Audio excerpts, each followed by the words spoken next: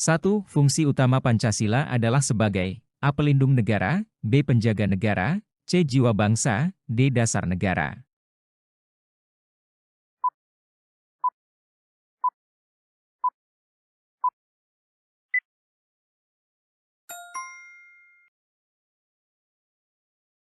Pancasila berfungsi sebagai dasar negara Indonesia, yang menjadi landasan dalam penyelenggaraan kehidupan berbangsa dan bernegara.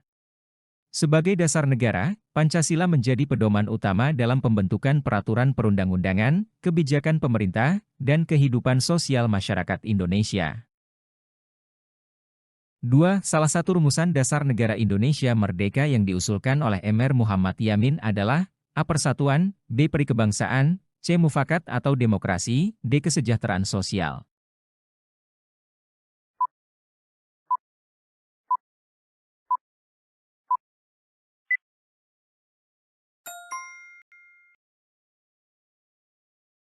Mr. Muhammad Yamin mengusulkan 5 rumusan dasar negara Indonesia merdeka dalam pidatonya pada tanggal 29 Mei 1945, yang meliputi perikebangsaan, perikemanusiaan, periketuhanan, perikerakyatan, kesejahteraan rakyat. 3. Salah usulan dasar negara yang dikemukakan oleh Mr. Soepomo adalah A. Persatuan, B. Perikebangsaan, C. Mufakat atau demokrasi, D. Kesejahteraan sosial.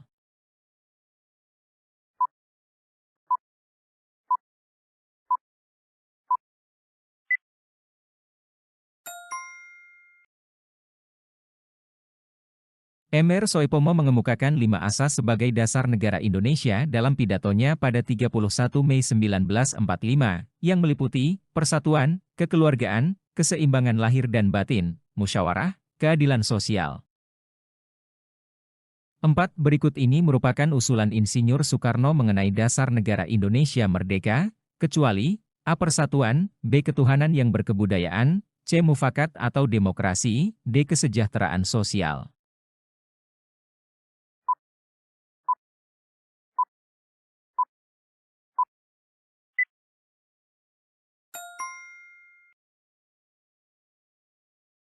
Insinyur Soekarno mengusulkan 5 prinsip dasar negara Indonesia merdeka dalam pidatonya pada 1 Juni 1945, yang dikenal dengan sebutan Pancasila, yaitu kebangsaan Indonesia, persatuan, internasionalisme atau perikemanusiaan, mufakat atau demokrasi, kesejahteraan sosial, ketuhanan yang Maha Esa.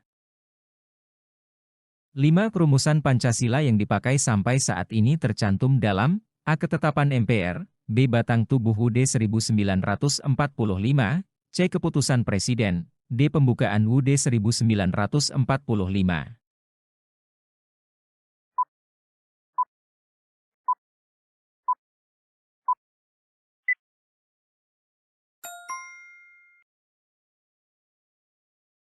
Rumusan Pancasila yang digunakan sampai saat ini tercantum dalam alinea keempat pembukaan UUD 1945.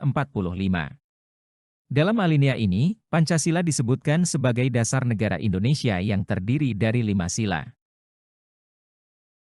6 berikut ini adalah nilai-nilai juang para tokoh pendiri negara, kecuali A. Ketakwaan terhadap Tuhan Yang Maha Esa, B. Jiwa dan semangat merdeka, C. Cinta tanah air dan bangsa, D. Mengharap pamrih.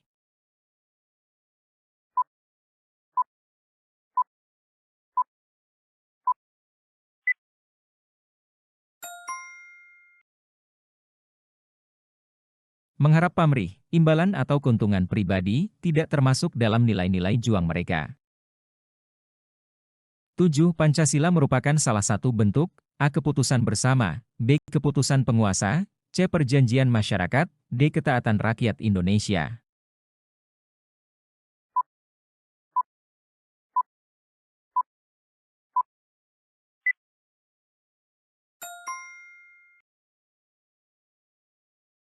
Pancasila merupakan perjanjian masyarakat yang dijadikan dasar negara Indonesia. Pancasila merupakan konsensus bersama yang mencerminkan nilai-nilai dan cita-cita bangsa Indonesia dalam bernegara dan berbangsa. 8 panitia kecil yang dibentuk oleh PPKI bertugas untuk A. Membentuk negara, B. Membentuk peraturan, C. Merumuskan dasar negara, D. Merancang undang-undang.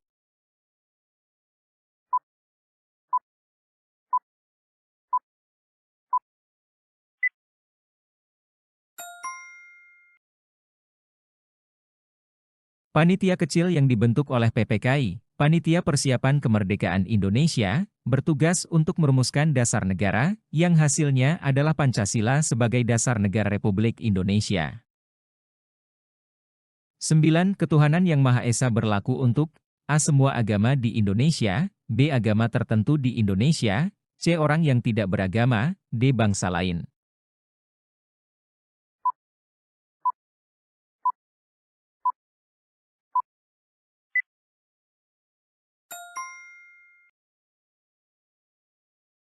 Ketuhanan yang Maha Esa dalam Pancasila mencerminkan prinsip bahwa negara Indonesia mengakui dan menghormati adanya Tuhan yang Maha Esa, dan hal ini berlaku untuk semua agama di Indonesia. Prinsip ini mendukung kebebasan beragama dan menghormati keberagaman agama yang ada di Indonesia. 10. Sikap yang ditampilkan para tokoh pendiri negara pada saat merumuskan Pancasila diantaranya sebagai berikut, kecuali A. Menghargai perbedaan pendapat, B. Mengutamakan kepentingan bangsa, C. Mengutamakan persatuan dan kesatuan, D. Mengutamakan kepentingan golongan.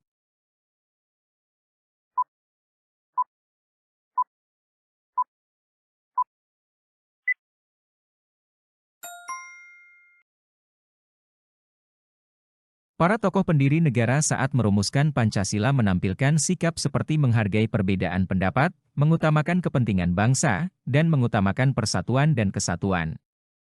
Mereka tidak mengutamakan kepentingan golongan tertentu, melainkan lebih fokus pada kepentingan bersama dan persatuan bangsa. 11. Kehidupan di lingkungan keluarga harus berdasarkan pada A. Norma-norma yang berlaku, B. Kehidupan anggota masyarakat lainnya, C. Kemajuan ilmu pengetahuan dan teknologi, D. Kesepakatan-kesepakatan anggota masyarakat.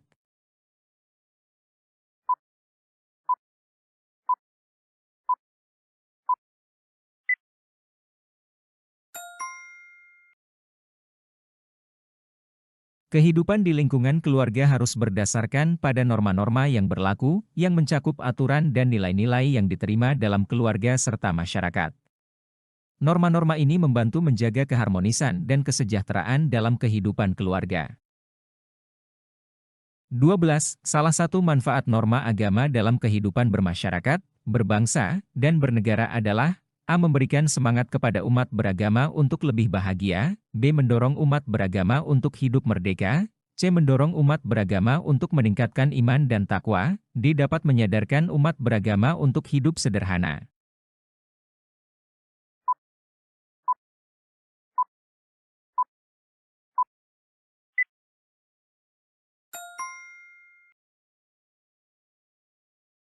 Norma agama memberikan pedoman dan motivasi bagi umat beragama untuk meningkatkan iman dan takwa dalam kehidupan mereka.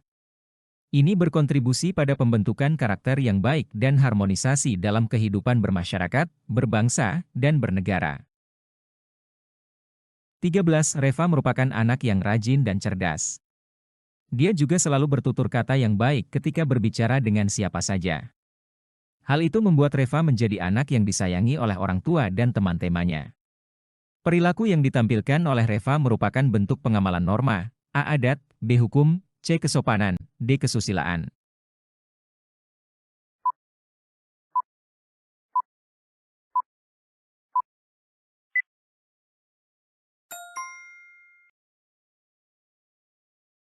Perilaku Reva yang rajin, cerdas, dan selalu bertutur kata baik mencerminkan pengamalan norma kesopanan.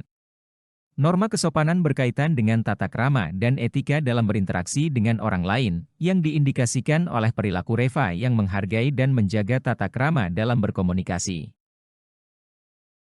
14. Supaya kalian terhindar dari perilaku yang melanggar norma agama, maka kalian harus A. Mempelajari ajaran setiap agama, B. Membandingkan ajaran setiap agama, C. Beribadah sesuai dengan agama dan keyakinan, D. Mengikuti upacara keagamaan setiap agama.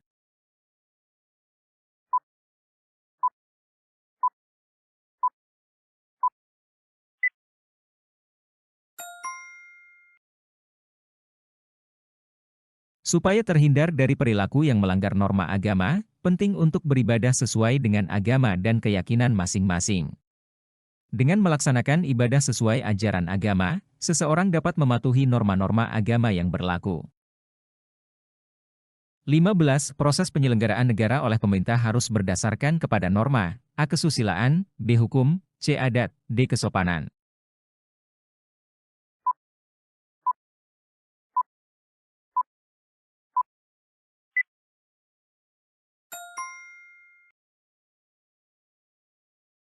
Proses penyelenggaraan negara oleh pemerintah harus berdasarkan kepada norma hukum.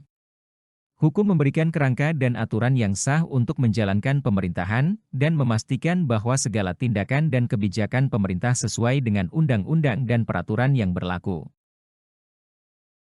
16.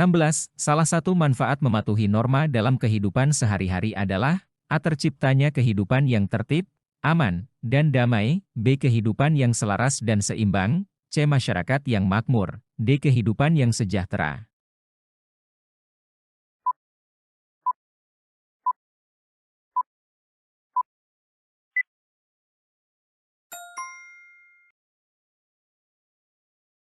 Mematuhi norma dalam kehidupan sehari-hari membantu menciptakan kehidupan yang tertib, aman, dan damai karena norma-norma tersebut berfungsi untuk menjaga ketertiban sosial dan mencegah konflik. 17.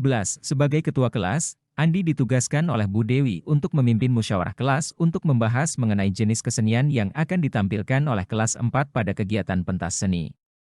Akan tetapi, Andi langsung memutuskan sendiri jenis kesenian yang akan ditampilkan oleh kelasnya tanpa bermusyawarah terlebih dahulu. Tindakan Andi tersebut tentu saja tidak dibenarkan, karena A. dapat menguntungkan kelas yang lain, B. bertentangan dengan aturan pengambilan keputusan, C. melalaikan perintah guru, D. dapat menyebabkan Andi dihukum oleh gurunya.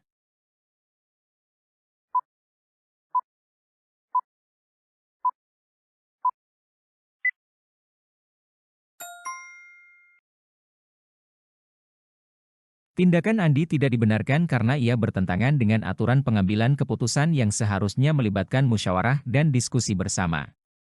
Keputusan yang diambil secara sepihak tanpa melibatkan anggota lain dalam musyawarah tidak sesuai dengan prinsip demokrasi dan keadilan dalam pengambilan keputusan. 18. Musyawarah merupakan cara pengambilan keputusan bersama yang sesuai dengan prinsip A. Demokrasi Pancasila, B. Kebersamaan, C. Kesetaraan, D. Keseimbangan.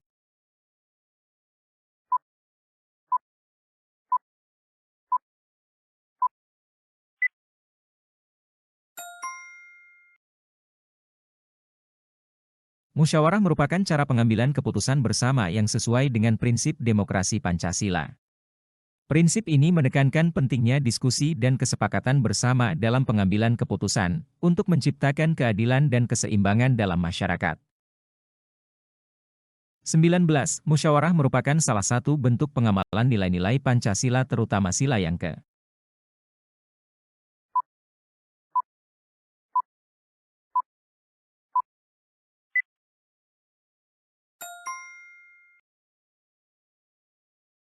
Musyawarah merupakan salah satu bentuk pengamalan nilai-nilai Pancasila terutama sila yang keempat, yaitu kerakyatan yang dipimpin oleh hikmat kebijaksanaan dalam permusyawaratan perwakilan. Sila ini menekankan pentingnya musyawarah dalam pengambilan keputusan untuk kepentingan bersama. 20. Proses musyawarah selalu mengutamakan prinsip A. Persamaan, B. Perbedaan, C. Hikmat kebijaksanaan, D. Keseragaman.